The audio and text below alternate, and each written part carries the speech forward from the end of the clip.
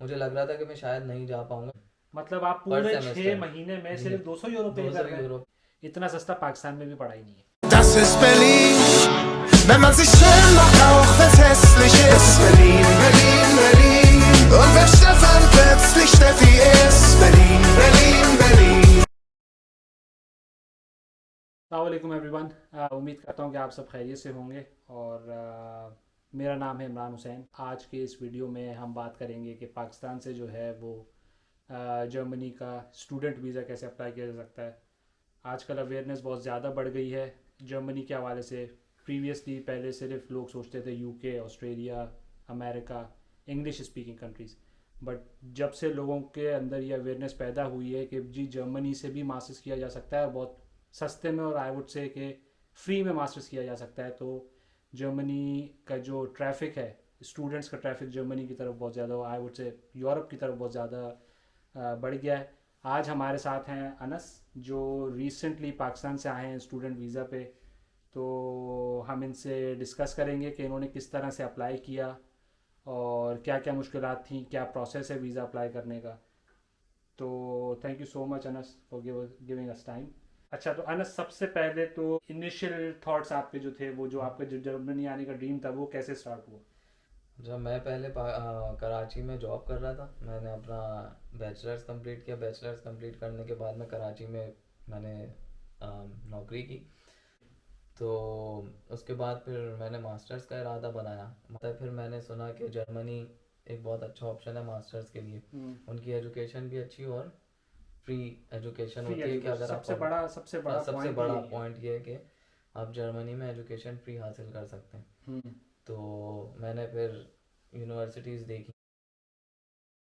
अच्छा, आपने यूनिवर्सिटीज़ जो देखना शुरू की, हम्म, वो मतलब स्टूडेंट्स जो आना चाह रहे हैं जर्मनी, वो दिमाग में एक ख्वाब तो आगे कि जर्मनी जाना है, हम्म, मगर वो जर्मनी जाने के लिए अब यूनिवर्सिटीज़ भी देखनी है और अपने हम्म। फील्ड में देखनी है।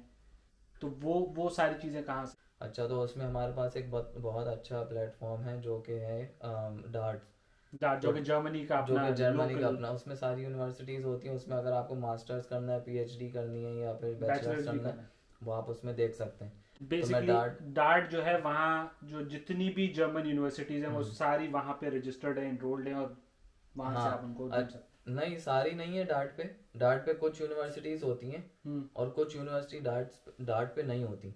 ओके। तो मेरा जो एक्सपीरियंस है वो ये था कि मैंने डार्ट पे भी देखी, मैंने इधर उधर यूनिवर्सिटीज़ जो थी वो भी देखी। जैसे मैं गूगल पर गया, हम्म। गूगल पे जाके जो मुझे जिसमें मास्टर्स करना था वो मास्टर्स किया। जैसे मास्टर ऑफ आर्ट्स लिखा इन जर्मनी। ओके। तो कुछ यूनिवर्सिटी डार्ट्स पे नहीं होती, तो वो मैं लोगों को रिकमेंड यही करूँगा कि डार्ट के अलावा भी इधर उधर अच्छा, तो थोड़ी सी। आप थोड़ा सा रिकमेंड करेंगे डार्ट के अलावा किधर देखें वो? डार्ट के अलावा आप यूनी असिस्ट जो एक प्लेटफॉर्म है जहाँ से आप अप्लाई करते हैं, पहले तो आप डार्ट पे देखोगे फिर आप यूनी असिस्ट पे अप्लाई करोगे।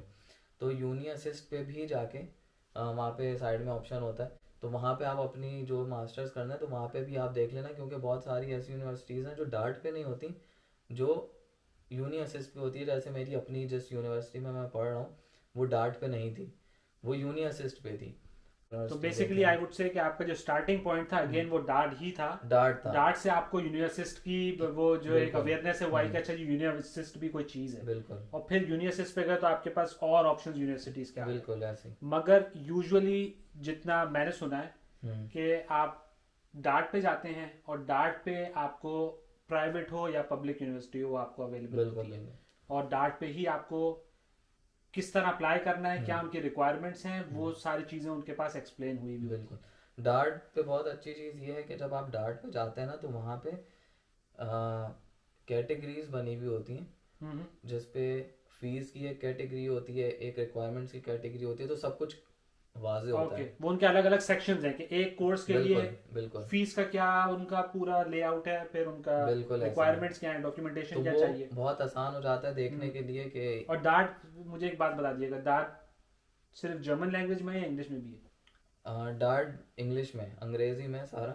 उसमें और उसमें जो सेक्शंस बने हुए होते हैं उसमें ये भी लिखा होता है कि कौन सा कोर्स अंग्रेजी में, कौन सा जर्मन में। अच्छा। तो अच्छा, यूनियस इज बेसिकली एक प्लेटफॉर्म है हम्म, जो जो एक मिडिल मैन का किरदार अदा कर रहा बिल्कुल, होता वो है आप यूनिवर्सिटी और स्टूडेंट के बीच में। बिल्कुल वो आपसे डॉक्यूमेंट्स लेगा, उसको पूरा वेरीफाई करेगा और और वो यूनिवर्सिटी को यूनिवर्सिटी को ग्रीन भेज लाइट देंगे। दे देगा। वैसे ही है सही। वो। फिर यूनिवर्सिस्ट आपकी जो भी तालीमी इदारे जिस पे आप अप्लाई कर रहे होते हैं वो वहाँ वहाँ उनको दे देता है। फिर वो आपको डायरेक्ट कांटेक्ट करते हैं। सही है। अच्छा, और यूनी असिस्ट में लेट से आपने जो यूनिवर्सिटी ढूंढी वो यूनी असिस्ट पे थी, यूनी असिस्ट से अब आपको अप्लाई करना है, उसका क्या प्रोसेस है? अच्छा, यूनी असिस्ट में उनकी अपनी फीस है, बिल्कुल, उनके बिल्कुल। अपने डॉक्यूमेंट का लेने का तरीका है, अटेस्टेशन क्या चाहिए होती है? अच्छा, मैं थोड़ा सा यहाँ पे अगर अब मैं थोड़ा सा दोबारा एक रिकैप कर दूँ। आप पहले गए यूनिवर्सिटी, आपने जो भी आपको तालीमी इदारे में दाखला चाहिए, आपने वो तालीमी इदारा देखा, यूनिवर्सिटी देखी, डार्ट पे देखी, यूनी असिस्ट पे देखी, आप उनकी रिक्वायरमेंट्स देख ली कि क्या क्या सारी रिक्वायरमेंट्स है। अब आप गए यूनी असिस्ट पे। सही। यूनी असिस्ट में आप पहले जाते हैं, वहाँ पे अप्लाई करते हैं। अप्लाई करने का तरीका ये होता है कि आपने पहले यूनी असिस्ट सेलेक्ट कर ली, वहाँ कोने पे ऑप्शंस होते हैं इनबॉक्स वगैरह, तो आपका जब आप सेलेक्ट कर लेते हो तो आपका वहाँ चले जाता है। ये बिल्कुल ऐसा जैसे आप कोई शॉपिंग कर रहे हैं और कार्ट है, आपने सेलेक्ट की, वो कार्ट में चला सही गया। है। अब वो जब आप वहाँ अपने जहाँ पे आपने यूनिवर्सिटी सेलेक्ट की थी वहाँ पर गए, तो यूनिवर्सिटी जब आप सेलेक्ट करते हैं ना तो 75 यूरो पहली फीस होती है। 76 यूरो जो है वो आपको पहले ही दफा देने, उसके बाद फिर आपको 30 यूरो देने। मतलब अगर मेरे पास मैंने 5 यूनिवर्सिटी सॉर्ट आउट की है तो पहली पे मुझे 75 देने हैं और फिर सेकंड ऑनवर्ड जो है मुझे वो 30 सब यूरो 30 ईच। बिल्कुल आपने पे कर दी। अब आपका प्रोसेस शुरू हो गया। फिर आप उसमें हर यूनिवर्सिटी के रिक्वायरमेंट्स के हिसाब से आप अपने डॉक्यूमेंट अपलोड करते हो। ओके, तो मतलब इसका ये हुआ कि आपके पास 5 यूनिवर्सिटीज आपके अपने पोर्टल पे हैं, अब अपने अकाउंट में हैं यूनी असिस्ट के। हर ऑप्शन बेसिकली वो अकाउंट होगा, उस अकाउंट में जाएंगे और जो रिक्वायर्ड डॉक्यूमेंट्स हैं उस यूनिवर्सिटी के लिए वो उस स्पेसिफिक सेक्शन में आप अपलोड कर देंगे। बिल्कुल। अब जैसे कुछ चीज़ें तो बहुत सारी कॉमन होती हैं, जैसे आपकी डिग्रीज हो गई, मेरे उसमें पोर्टफोलियो था, सीवी थी, तो वो चीज़ें आप कैसे लिखोगे? आपने उस फाइल का नाम लिखा सीवी और अपलोड कर दी। वो सब पे अटैच कर देंगे। नहीं, वो बस एक डॉक्यूमेंट्स का फोल्डर होता है, उसमें आपको अपलोड कर देने वो जो जनरल डॉक्यूमेंट्स हैं। हाँ, जो जनरल डॉक्यूमेंट्स हैं, जनरल भी और जो यूनिवर्सिटी के भी होते हैं, वो मैं आपको बताता हूँ कैसे करते हैं। वो यूनी असिस्ट क्या करती है, वो जिन यूनिवर्सिटी को जो चीज चाहिए होती है ना, वो उसमें से निकाल के उनको दे देती है। ओके। तो आपको हर यूनिवर्सिटी का अलग से नहीं करना पड़ता। ओके। अब अलग से क्या करना पड़ता है वो मैं आपको बताता हूँ। अब जैसे जैसे डिग्रीज हैं आपकी, आपने यूनिवर्सिटी डिग्री लिखी, अपलोड कर दी, आपने यूनिवर्सिटी ट्रांसक्रिप्ट लिखी, वो अपलोड कर दी। ये ऐसी चीजें जो हर यूनिवर्सिटी को चाहिए। तो वो मेन उसका नाम लिखा आपने, जैसे मेरा था पोर्टफोलियो, अपलोड कर दिया। डॉक्यूमेंट को टाइटल जो है वो आप प्रॉपर टाइटल करेंगे, वो प्रॉपर टाइटल देना है, और एक्सपीरियंस लेटर लिखा, अपलोड कर दिया। अब यूनिवर्सिटी को क्या चाहिए? अब जैसे हर यूनिवर्सिटी का LOM जो होता है, जो कि लेटर ऑफ मोटिवेशन होता है, वो अलग होता है। वहाँ आपको ख्याल रखना है कि आप LOM लिखें और अंडरस्कोर डाल के और यूनिवर्सिटी का आगे नाम लिखें। तो फिर आपने LOM लिख के अंडरस्कोर यूनिवर्सिटी का नाम एक हो गई, दूसरी यूनिवर्सिटी LOM अंडरस्कोर दूसरी यूनिवर्सिटी का नाम। टाइटल आपको प्रॉपरली करना, टाइटल अंडरस्कोर देके जो आपको, ताकि जब यूनी असिस्ट आपको पता हो कि जैसे अगर एक यूनिवर्सिटी A है तो उस यूनिवर्सिटी A को LOM यूनिवर्सिटी A वाला जाना है, तो वो उसको पता हो कि अच्छा ये वाला LOM जो है वो इस यूनिवर्सिटी को जाएगा, वो खुद निकालेंगे और भेज देंगे। सही। और ऐसे ही जो दूसरी होते हैं, जैसे एप्लीकेशन हो गई, application form underscore university A, application form underscore university B, आप सारी चीजें अपलोड कर दोगे, फिर यूनी असिस्ट वो खुद निकाल के उनको भेज देगा। सही। उसके बाद फिर जब वो आपको सेलेक्ट कर लेंगे, वो आपको रिकमेंड कर लेंगे। एक क्वेश्चन, ये डॉक्यूमेंट जो आप अपलोड कर रहे हैं इसमें अटेस्टेशन तो अभी कहीं पे भी नहीं करनी है ना? वो HEC की अटेस्टेशन, तो इसकी अटेस्टेशन वो अभी नहीं, वो होती है, वो अटेस्टेशन आप करा के ही अपलोड करें मेरे। ओके। और वो डॉक्यूमेंट्स जैसे फॉर एग्जांपल मेरी डिग्री है, मुझे HEC से अटेस्ट करवानी है, वो लाजमी है? हाँ, ये तो मैं बोलूँगा कि आपको सारी अटेस्टेशन पहले से कंप्लीट करके रखनी चाहिए जब आप अप्लाई कर रहे हो। डॉक्यूमेंट्स अपने अटेस्टेड होने चाहिए, क्योंकि यहाँ पे पाकिस्तान में सबसे बड़ा मसला टाइम डिले का बहुत होता है। कुछ चीज़ें बहुत लंबी चली जाती हैं। तो आप सपोज करें आपकी डेडलाइन है, आपने यूनिवर्सिटी देखी, उसकी डेडलाइन आपको मिल रही है 1 हफ्ते बाद, अब वो एक हफ्ते बाद तो अटेस्ट नहीं होनी आपकी, आपको भी पता है अटेस्टेशन के लिए जो भी प्रोसेस चल रहा होता है, मेरे टाइम पे वो एक अपॉइंटमेंट अलग चल लंबा रहा था, प्रोसेस है। वो एक लंबा प्रोसेस होता है। मेरे उसमें मैं अपने टाइम पे लकी ये था कि जब मैं अप्लाई कर रहा था तो वो क्योंकि कोविड के बाद था तो उन्होंने अपॉइंटमेंट सिस्टम निकाल दिया था। तो दो ऑप्शन थे, एक टीसीएस के थ्रू भिजवाएं और एक खुद। तो मैं ये रिस्क नहीं ले सकता था कि मैं अपनी डिग्रीज जो है वो टीसीएस के थ्रू भिजवाऊँ, उसमें महीना लगता है। तो मैंने खुद अपॉइंटमेंट लिया था और जाके अटेस्ट करा ली थी। बिल्कुल। तो ये आपने अटेस्टेशन करके जब यूनिवर्सिस में आपने डॉक्यूमेंट्स अपलोड कर दिए, अब वो यूनिवर्सिस जो है बेसिकली आपके डॉक्यूमेंट्स फॉरवर्ड करेगा यूनिवर्सिटी को। आपने कौन सी यूनिवर्सिटी के लिए अप्लाई किया? मैंने यूनिवर्सिटी में है अभी? मैंने किया था म्यूथिसियस कंस्टॉट शूले है, क्योंकि ये एक आर्ट यूनिवर्सिटी है। अच्छा, ये जब एडमिशन आपका जो आया है, जो आपकी जो डिग्री है, जब आप यूनिवर्सिटी के थ्रू अप्लाई कर रहे हैं, तब आपको कुछ प्रूफ ऑफ लैंग्वेज प्रोफिशिएंसी उस वक्त प्रोवाइड करनी है थ्रू यूनिवर्सिटी या नहीं? करनी होती है, जैसे आइल्स चाहिए होता है अगर तो आपका कोर्स इंग्लिश में, अगर तो आपका कोर्स इंग्लिश में, तो अब आइल्स आप डालते हैं। अब मेरे जो था थोड़ा सा अलग था। ओके। मैंने आइल्स डाला था, मुझे जर्मन नहीं आती थी, लेकिन मेरा कोर्स जो था वो जर्मन में था, मतलब सिर्फ जर्मन में, बायलिंगुअल था, जर्मन जर्मन इंग्लिश। both। हाँ, तो मैंने क्या किया था, मैंने उसमें आइल्स डाल दी थी, लेकिन वो बाद में फिर जब जर्मन आई तो फिर मेरी यूनिवर्सिटी ने एक्सेप्शन निकाली थी कि मुझे 3rd सेमेस्टर तक जर्मन करनी है। ओके, मतलब क्योंकि पहले 2 सेमेस्टर आपके इंग्लिश में होंगे, बिल्कुल ऐसे ही है। तो उसमें मैं इंग्लिश सीख रहा हूँ, लेकिन बहरहाल जो आपका सवाल था कि वो उसमें होता है, तो आपको अगर आपने जर्मन आइल्स तो आप डालोगे स्कैन करके डॉक्यूमेंट्स में अपना, लेकिन अगर आपको जर्मन भी आती है और आपकी कोई यूनिवर्सिटी की रिक्वायरमेंट थी जर्मन, तो आप जर्मन लैंग्वेज भी डाल दें उसमें। अच्छा, एक चीज जो सबसे बड़ी अट्रैक्शन है अभी जर्मनी आने की, और डेफिनेटली इसीलिए लोग इस चीज पे कॉम्प्रोमाइज कर रहे हैं, लैंग्वेज पे कॉम्प्रोमाइज कर रहे हैं, क्योंकि वो है आपका जो ट्यूशन फीस है। तो जर्मनी में स्टडीज फ्री हैं, तो आपकी क्या यूनिवर्सिटी फ्री है? और ये पब्लिक और प्राइवेट यूनिवर्सिटीज में क्या फ़र्क है, वो थोड़ा सा एक्सप्लेन कर दें। हाँ, पब्लिक यूनिवर्सिटीज़ जो होती हैं, जो सबसे बड़ी अट्रैक्शन है जर्मनी में, वो पब्लिक यूनिवर्सिटीज़ होती हैं। उनकी पढ़ाई भी, तालीम भी बहुत अच्छी होती है और उनकी कोई फीस नहीं होती पब्लिक यूनिवर्सिटी। मतलब आप कुछ भी पे नहीं कर रहे हैं? नहीं, आपको बहुत मिनिमल सी सेमेस्टर फीस होती है, जिसमें आपके सारे ये पब्लिक ट्रांसपोर्ट और एक्स्ट्रा करिकुलम एक्टिविटीज की चार्जेस होते हैं, और वो बहुत मिनिमल होते हैं। वो मेरे जो है वो 200 यूरोज हैं। मतलब आप पूरे 6 महीने में सिर्फ 200 यूरो पे कर रहे हैं? इतना सस्ता पाकिस्तान में भी पढ़ाई नहीं है। अच्छा, तो जो नेक्स्ट स्टेप होता है वो होता है वीज़ा एप्लीकेशन। अब वीज़ा एप्लीकेशन में अभी जो पाकिस्तान में मसला है वो है, हमारे पास एक एम्बेसी है जो इस्लामाबाद में और एक कॉन्सुलेट है जो कराची में। तो एम्बेसी वाला मसला थोड़ा सा ख़राब है, वहाँ पे वीज़ा एप्लीकेशन के लिए थोड़ा सा जो अपॉइंटमेंट है उसका थोड़ा टाइम ज़्यादा लगता है। आपने कराची से अप्लाई किया, तो आपको कितना जल्दी अपॉइंटमेंट मिल गया था? मुझे अपॉइंटमेंट जो मिल गया था वो बड़ा मुश्किल हो गया था अपॉइंटमेंट लेना, क्योंकि अपॉइंटमेंट इन्होंने किया ये था कि ऑनलाइन कर दिए थे। तो आप ऑनलाइन अपॉइंटमेंट लेंगे और फिर आपको अपॉइंटमेंट मिल जाएगा 1 महीने बाद। तो डॉक्यूमेंट्स लेके आप डॉक्यूमेंट लेके पहुंच जाए। तो मेरे उसमें ये था कि 3 बजे रात को अपॉइंटमेंट खुलते थे। ओके। और खुलते ही वो मतलब 1 सेकंड के लिए थे। ओके। क्योंकि वो लोग तो आपको 3 बजे बैठे होना है। 3 बजे नहीं आपको बैठना है 2:45 बजे। ओके। और 15 मिनट तक आपको कंट्रोल आर दबाना है, रिफ्रेश करते हैं। बड़ा मुश्किल हो जाता है क्योंकि अप्लाई करने वाले बहुत होते हैं और वो खोलते ही सिर्फ 2-3 अपॉइंटमेंट है। तो आप ऐसा करें कि 2:59 पे आप कंट्रोल रिफ्रेश करना शुरू करें। 3 बजने से 15 सेकंड पहले कंट्रोल आर करें। तो जैसे ही आपको दिख गया कंट्रोल टाइम, बहुत अजाब था वो किस तरीके, मतलब मैं 1 महीने तक जाग के मैं सिर्फ 3 बजे उठता था, अपना एप्लीकेशन देखता था, कभी आते थे कभी नहीं आते थे। तो वो फिर सो के फिर सुबह उठ के ऑफिस जाना होता था। तो बड़ा मुश्किल वक्त था अपॉइंटमेंट अप्लाई करना। लेकिन बहरहाल मुझे लग रहा था कि मैं शायद नहीं जा पाऊंगा। मैं अपॉइंटमेंट अप्लाई करने की कोशिश कर रहा था, लेकिन मैं 1 महीने 2 महीने तक अपॉइंटमेंट नहीं मिला। तो एक दिन मैं ऑफिस में बैठा हुआ था, तो एक लड़के की कॉल आई सुबह 12 बजे, क्योंकि अपॉइंटमेंट कभी ऐसे भी खुल जाते हैं।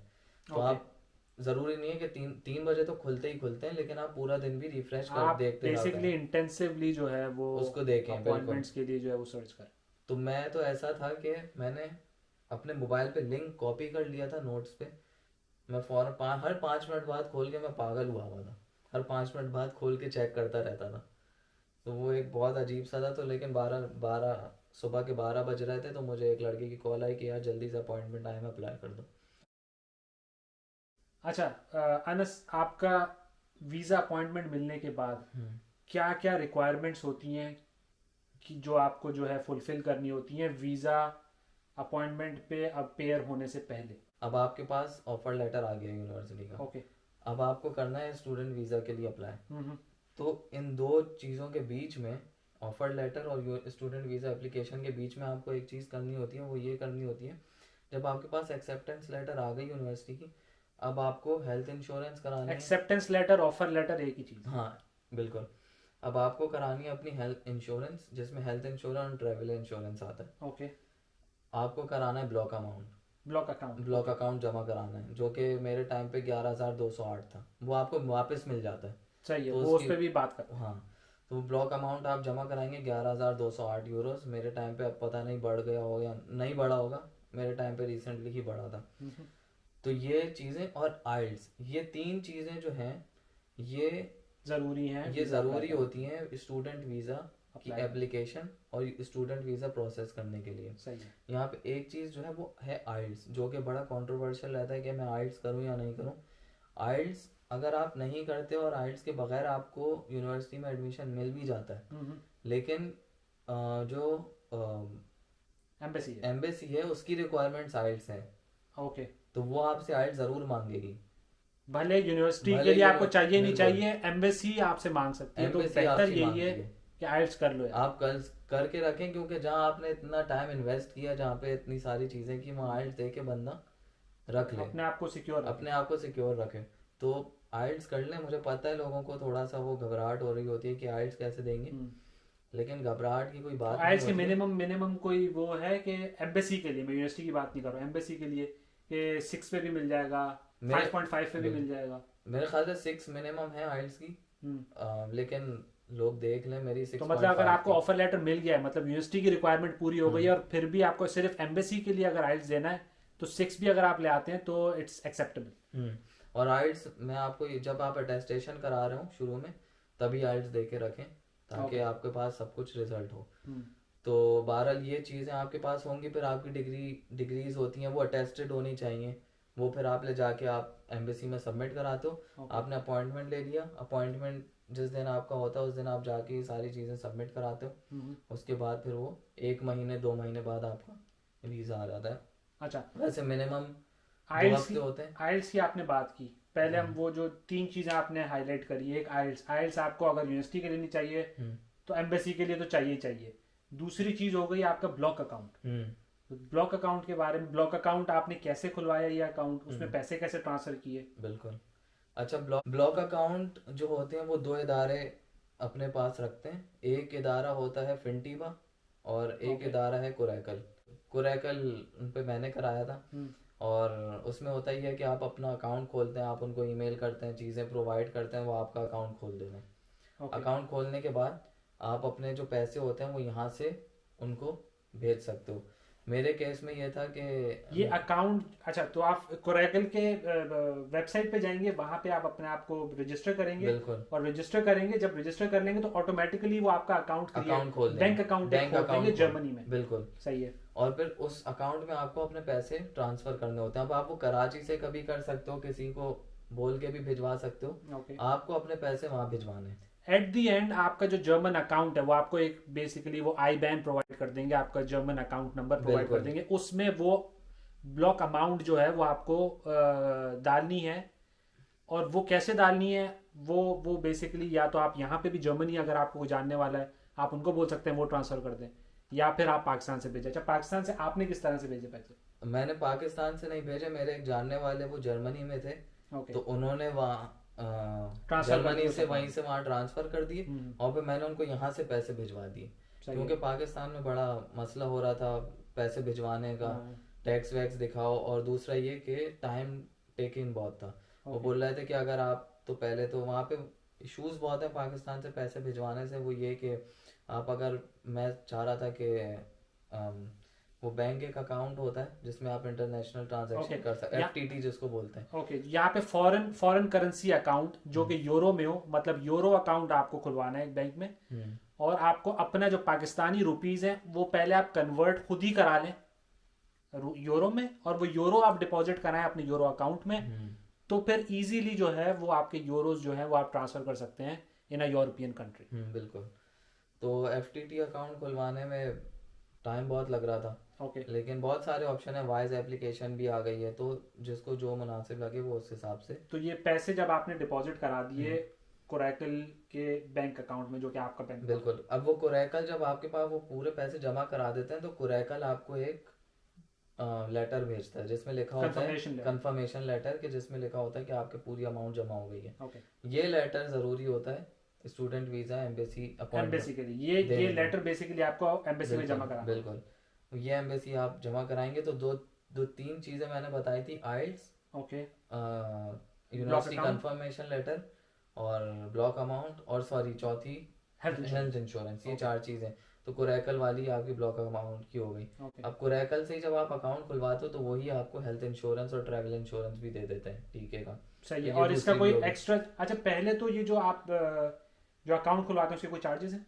अकाउंट के कोई चार्जेस नहीं होते, लेकिन हाँ अगर आप जब आप पैसे अमाउंट भिजवाते हो तो वो फिर एक अमाउंट चार्ज करते हैं, वो मेरे ख्याल से 35-45 यूरोज कुछ होते हैं। ओके, वो उनकी कुछ सर्विस चार्जेस है वो जो उनकी वो service 35 to 45 यूरोज उनके सर्विस चार्जेस। बिल्कुल ऐसे ही है। और फिर उसके बाद आप उन्हीं से जो है वो ट्रैवल वो और free हेल्थ होता है। इंश्योरेंस भी ले सकते हैं। कुरैकल वाले फ्री देते हैं, फिनटीबा मैंने सुना है कि थोड़ा पैसे लेता है, तो मुझे अच्छा, ट्रैवल इंश्योरेंस तो आपको एम्बेसी में जमा करवानी है, हेल्थ इंश्योरेंस भी आपको एम्बेसी में जमा करवानी है। दोनों चीजें करा दें तो बेहतर है। ओके, बाकी हेल्थ इंश्योरेंस आपको करानी होती है, ट्रैवल इंश्योरेंस वो कभी कभार वापस कर देते हैं, कभी कभार वो आपसे मंगवा लेते हैं। तो मैंने क्या किया था, मैंने दोनों चीजें उसी वक्त सबमिट उसी करा वक्त दी जमा, सही। ताकि मुझे वो दोबारा ना बुलाएं। ओके, तो बेहतर यही है कि आप उनको सारी चीजें अच्छा, उसी ट्रैवल वक्त इंश्योरेंस और हेल्थ इंश्योरेंस में फ़र्क ये है कि ट्रैवल इंश्योरेंस आपको एम्बेसी को देनी है ये दिखाने के लिए कि आपका अभी जो आप इनिशियली जो आप जर्मनी में पहुंचेंगे तो आपके पास इतने टाइम का इंश्योरेंस जो है वो कवर्ड है। हेल्थ इंश्योरेंस आपकी लॉन्ग टर्म इंश्योरेंस है जो कि जर्मन हेल्थ इंश्योरेंस है, और ये आपकी जो है वो through out the duration of your stay in Germany it will continue. तो ये डिफरेंस है ट्रैवल इंश्योरेंस में और हेल्थ इंश्योरेंस में। बिल्कुल तो ये आपको कोरैकल ही प्रोवाइड कर देगा। तो बिल्कुल। कोरैकल से आप जो है ब्लॉक अकाउंट का मामला भी सॉल्व कर सकते हैं, अपने इंश्योरेंस का मामला भी सॉल्व कर सकते हैं। आइल्स आपको लाजमी देना है, और आपका जो है वो एडमिशन एक्सेप्टेंस लेटर या ऑफर लेटर आपके पास होना चाहिए। ये चीज़ें अगर कंप्लीट है तो आपको सिर्फ एप्लीकेशन फॉर्म फिल करना है, राइट? सही है। आपको एप्लीकेशन फॉर्म फिल करना है, वो वेबसाइट से आप डाउनलोड कर लें, ओके, और ये पूरा आपको 3 सेट लेकर जाने पड़ते हैं। आप 3 सेट लेकर जाएं। अच्छा, इसका 3 सेट बनाना इनके है, 3 कॉपीज। 3 कॉपीज। ओरिजिनल अलग होगा इससे ओरिजिनल वो देखते हैं सारी चीजें और वापस ड्यूरिंग कर योर देते हैं। इंटरव्यू। इंटरव्यू। और कभी वो 2 रख लेते हैं, कभी वो 1 रख लेते हैं। मेरे केस में उन्होंने दोनों रख लिए थे। सही है, किसी किसी का 1 सेट रखते हैं, लेकिन आप लेके 3 सेट जाएं। सही है। आप लेके जाएं, और फिर वो बस आपका इंटरव्यू होता है। इंटरव्यू कुछ भी नहीं होता, वो पूछते हैं क्यों जाना चाह रहे हो, और अच्छा, जर्मनी ये इंटरव्यू क्यों। इंग्लिश में होता है जर्मन में होता है? ये इंग्लिश में होता है, सही है। और उर्दू उर्दू में में भी भी option हो है? सकता है। ये वो पूछते हैं कि आप क्यों जाना चाह रहे हो, ओके, जर्मनी ही क्यों चूज किया, सही है, और आपका कोर्स रिलेटेड कैसे है। सही है। ये 2-3 सवालात होते हैं। और आपके 3 सवाल वालिदैन आपसे- क्या करते हैं, ओके। आपका कोई जानने वाला है, ओके। सब सच को सच सच बता दें। और कुछ लोग बोलते हैं कि उनको ये ना बताएं कि आपका कोई जानने वाला है। हाँ, अगर आपके कोई जैसे मेरा भाई था जर्मनी में, ओके, उसने मुझसे पूछा, मैंने बता दिया स्ट्रेट फॉरवर्ड के वो है। तो हाँ, भाई बहन और Siblings कोई या siblings में immediate कोई है तो relative। बता दें। अगर कोई वैसे कोई वो कजन वजन दूर के हैं you can तो skip। बताने की जरूरत नहीं है, बोले कि नहीं कोई भी नहीं है। तो ये क्वेश्चंस जो अभी अनस ने बताए, इन क्वेश्चंस को आप अच्छे से पहले से प्रिपेयर करके दिमाग में कि मुझे इसका जवाब क्या देना है, या आप प्रिपेयर करके जाएंगे। और दूसरा चीज़ ये है कि आपने झूठ नहीं बोलना है, जो सच है वो बोल दें। कि मेरी जो यूनिवर्सिटी थी उसमें कोर्सेज कुछ जर्मन में भी थे। ओके, हाँ, तो ये इंपॉर्टेंट पॉइंट। ये इम्पोर्टेंट पॉइंट था कि लेकिन मेरी यूनिवर्सिटी में रिक्वायरमेंट थी, तो मुझे काफ़ी डर लग रहा था कि शायद मेरा वीज़ा रिजेक्ट हो जाएगा। लेकिन जो ऑफर लेटर था उसमें यूनिवर्सिटी ने ये लिखा था कि 3rd सेमेस्टर में मुझे जर्मन चाहिए। ओके, तो वो 1 साल जो आप वो जर्मनी में बिल्कुल, निकालेंगे वो उसमें आप जर्मन सीखेंगे। वो मुझसे उसने पूछा क्या बोलते हैं वीज़ा ऑफिसर ने, मैंने उसको बता दिया कि बाइलिंगुअल कोर्सेज, बाइलिंगुअल कोर्स है। डिग्री है। और अभी मैं इंग्लिश में कर रहा हूँ और थर्ड सेमेस्टर में मुझे जर्मन चाहिए, जो कि ऑफर लेटर में लिखी हुई है। ओके, तो मैंने जर्मन सर्टिफिकेशन नहीं दी थी लैंग्वेज की, लैंग्वेज लेकिन सर्टिफिकेट फिर भी मेरा वीज़ा आ गया ना। ओके, और अब आप जर्मन जो है वो साथ साथ अब सीख मैं रहे हैं। जर्मन सीख रहा हूँ क्योंकि कहाँ से मुझे सीख रहे हैं आप? ये मैं ऑनलाइन तो सीख सीख रहे रहा हूँ, ऑनलाइन सीख रहा हूँ, गोएथे लेकिन से। बहुत सारे इंस्टीट्यूट हैं, गोएथे वगैरह। अच्छा, वीज़ा जब आपकी कंफर्मेशन आ जाती है कि आपका जी वीज़ा एक्सेप्ट हो गया है, तब कुछ चीज़ें जमा करवानी होती हैं? अच्छा, यहाँ पे हाँ, नहीं वीज़ा अगर आपका आ गया फिर कोई चीज़ जमा क्योंकि नहीं मैंने करानी। सुना है वो जो है वो टिकट मांग लेते हैं, शायद डमी टिकट मांग वो लेते हैं। वो डिपेंड करता है केस टू केस। मुझसे उन्होंने कुछ नहीं मांगा, अच्छा, उसे वीज़ा दी और मैं आ गया। सही है। तो बस आपको कंफर्मेशन ईमेल आ गई कि आप अपना पासपोर्ट बिल्कुल कलेक्ट कर। बिल्कुल ऐसे ही। मुझ ईमेल और कॉल दोनों आ भी सकती है, नहीं भी आ सकती, मुझे कुछ भी नहीं आया था। तो मतलब आपको इंटरव्यू के टाइम पे ही डेट दे दी थी कि इस दिन आपका पासपोर्ट जो है वो रेडी? उन्होंने डेट नहीं दी थी, उन्होंने बोला था 4 हफ्ते बाद आपको हम कांटेक्ट करेंगे, ओके। लेकिन उन्होंने कोई कांटेक्ट नहीं किया। तो क्योंकि मेरी क्लासेस स्टार्ट होने वाली थी, 10 अक्टूबर को क्लास स्टार्ट होने वाली थी, ओके तो मैं खुद चला गया था 15 तारीख को, 15 अक्टूबर को, क्योंकि मैं लेट था। ओके तो मेरी क्लास वहाँ स्टार्ट हो चुकी थी, तो मेरी यूनिवर्सिटी को मैंने ईमेल कर दी थी कि मैं लेट आऊँगा। तो मैं खुद पहुँच गया था, उन्होंने बोला कि आज नहीं हुआ। फिर मैं दूसरे दिन तीसरे दिन दोबारा गया, उन्होंने बोला आज भी नहीं हुआ। चौथे दिन जब गया तो उन्होंने बोला कि आप नेक्स्ट वीक आइएगा। नेक्स्ट वीक भी मैं गया तो नहीं हुआ था। फिर दूसरे दिन एक दिन छोड़ के मैं खुद चला गया, तो मुझे वीज़ा मिल गया था। ओके, पासपोर्ट मिल गया था। पासपोर्ट मिल गया था वीज़े के सही। साथ। तो आपको बेसिकली वो टेंटेटिव डेट एक दे देंगे, टेंटेटिव टाइम दे देंगे, ड्यूरेशन, कि इसमें आपका पासपोर्ट, जैसे अनस ने बताया कि 4 हफ्ते में आपका पासपोर्ट जो है वो रेडी हो जाएगा। अगर उनकी तरफ से कोई कांटेक्ट नहीं होता है तो आप खुद चले से जाएं। अप्रोच करेंगे। 4 वीक्स बाद मैं तो रिकमेंड करता हूँ कि आप खुद चले जाएं। अच्छा, तो वीज़ा कंफर्मेशन आने के बाद और जर्मनी पहुंचने के बाद आपके क्या तासुरात हैं जर्मनी के बारे में? स्ट्रगल्स हो रही हैं, रिलैक्स है मामला, घर आसानी से मिल गया? अच्छा, जर्मनी के जो सब मुश्किल चीज़ है ना, वो तो एक तो अकोमोडेशन ढूंढना, क्योंकि आजकल अकोमोडेशन जो है वो बड़ा मुश्किल है। अकोमोडेशन अप्लाई करने में होता ही है कि आप जैसे आपको मिल जाए ना, जैसे ऑफर लेटर, तो आप उसी वक्त अप्लाई कर दें। जैसे स्टूडेंट एंड वर्क है, हरमन हाउस है, ओके, ऐसे कुछ डॉर्मेट्रीज हैं जो कि पाकिस्तान इंडिया से ही आप अप्लाई करना शुरू वहीं कर से आप अप्लाई कर दें। तो आपको जब ऑफर लेटर मिले आप तभी अप्लाई कर दें, भले आपका वीज़ा आया नहीं आया, आप पहले ही अप्लाई कर दें। अप्लाई करते हैं, उसके पैसे तो लगने नहीं है। हाँ, आप अप्लाई कर दें तो वो सबसे ज़्यादा है। अगर आप अप्लाई नहीं करेंगे तो आप फिर वो स्ट्रगल करेंगे। तो एक मसला ये है कि अकोमोडेशन ढूंढना बड़ा मुश्किल है। आपने अप्लाई नहीं किया, आपका वीज़ा भी आ गया, तो आप कोशिश करें कि बहुत सारे ग्रुप्स हैं वो ये ज्वाइन करें। और ये हमने पूरा apply करें। पूरा ये टॉपिक है, हमने अपनी एक और वीडियो में कवर किया, तो प्लीज़ उस वीडियो को देखिए अगर आपके इस हवाले से कुछ क्वेश्चंस हैं। बिल्कुल। इसके अलावा जो जर्मनी आने, क्योंकि विंटर सेमेस्टर में हमने बड़ा सुना है कि विंटर सेमेस्टर में आते हैं डिप्रेशन होता है और बड़े मसले मसाइल होते हैं। विंटर तो सेमेस्टर में एक तो अकोमोडेशन, दूसरा ये कि आप लैंग्वेज, वो भी मैंने बता दिया कि आप मगर जो लैंग्वेज करके, जर्मन लैंग्वेज करके नहीं आ रहे, जो वो नहीं करके struggle आ रहे करेंगे। हैं वो थोड़ा स्ट्रगल करेंगे, क्योंकि बहुत सारी जगहों पे वो जर्मन नहीं बोलते। तो अगर जैसे आप अच्छा, छोटे बहुत शहरों सारी में आ रहे हैं- जगहों की जब आप बात कर रहे हैं तो ये आप बात कर रहे हैं ब्यूरोक्रेसी की। जैसे आपको जैसे आपको सिटी रजिस्ट्रेशन करवानी जर्मनी में आके, तो वहां जाके आपको डेफिनेटली बात करनी है, आपको अपने लैंडलॉर्ड से बात करनी है।